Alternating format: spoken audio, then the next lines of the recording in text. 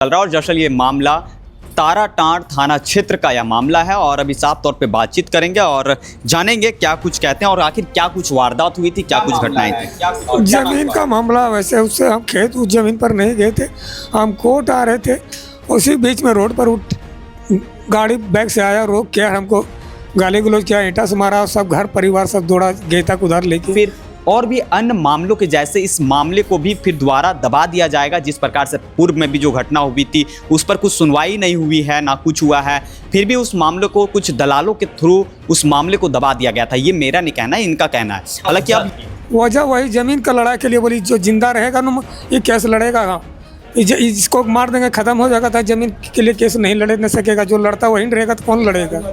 कल 10 बजे ये घटना हुई है सुबह, और आप सोच सकते हैं इस प्रकार की अगर घटना चलते रास्ते में अगर इस प्रकार की किसी के साथ घटना हो जाती है तो प्रशासन क्या कार्रवाई करती है, एक सबसे बड़ा सवाल। कहाँ के लिए आप रवाना हुए थे? हम गिरिडीह के लिए आ रहे थे, कोर्ट में हमारा साली का गवाही का तारीख था, वही हम गवाही देने आ रहे थे।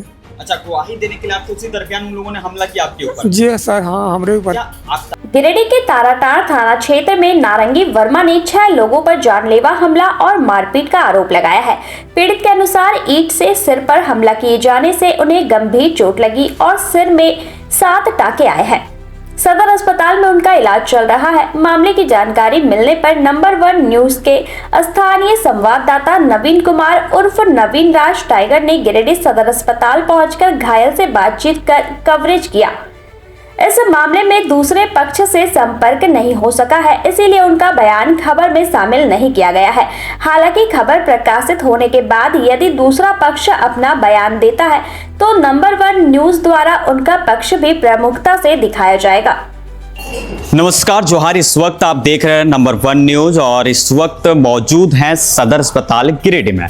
अक्सर आप लोगों को हम जमीन संबंधित मामले दिखाते हैं, कुछ अनोखा ही दृश्य देखने को मिलता है, लेकिन आज जमीन संबंधित से ही जुड़ा हुआ एक मामला आपको दिखाने जा रहे हैं जो कि काफी बेरहमी से मारपीट किया गया है।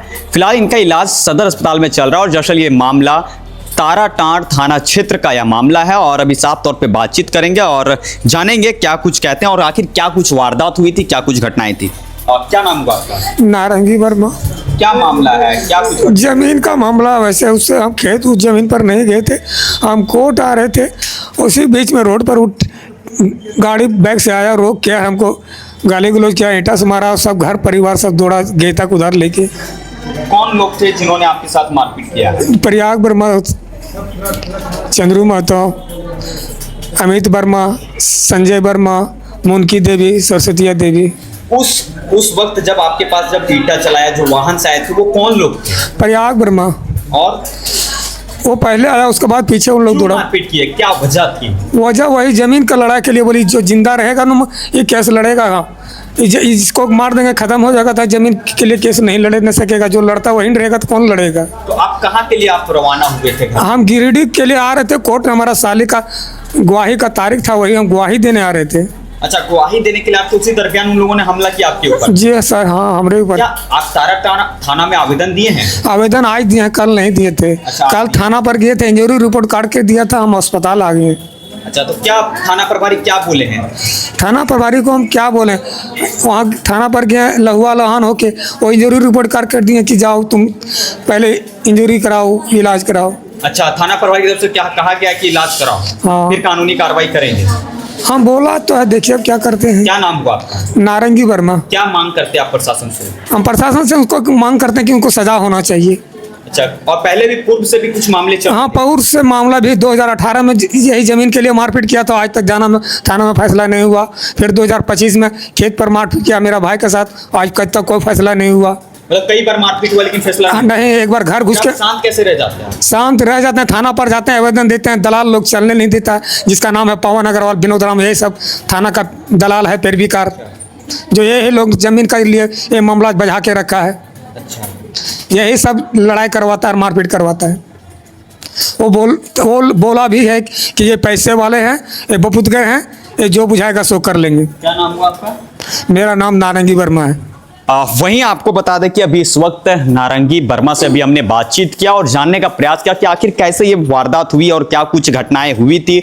अभी फिलहाल हमारे साथ आपकी धर्मपत्नी है, हाँ वो मौजूद है, इनकी धर्मपत्नी। चलिए उनसे बातचीत करते हैं और जानते हैं क्या मामला है। चाची क्या हुआ था? ये जमीन का मामला है। वो मैदान करने जाते हैं, वहाँ भी रख देते हैं, घर में रहते हैं, सगरे बोल मार के बेच देंगे। मेरा बेटा भी नहीं है, 2 सयान बेटी है, 3 ठो बेटी, 1 ठो शादी किए हैं। और जो है सो पति तो खियाने वाला, कमाने वाला, अभी 50-55 साल का उम्र है। और ये सगर घरी रख देता है, बपुत घरी दिखाता है।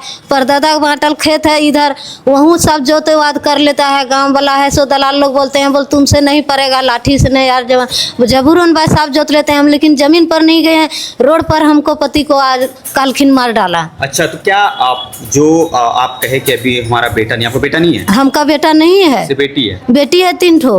बोल जमीन हम नहीं देंगे, बोल बेच के खा जाएगा। तो मेरा बेटी है तो हम अपना जान है कि कमाने खाने के, हम जमीन का लियल दियल नहीं, खेतियानी नहीं बताए वही नहीं उन लोग बोल हम नहीं देंगे। अच्छा, जबरदस्ती? हाँ, जबरदस्ती जोत रहा है। अच्छा।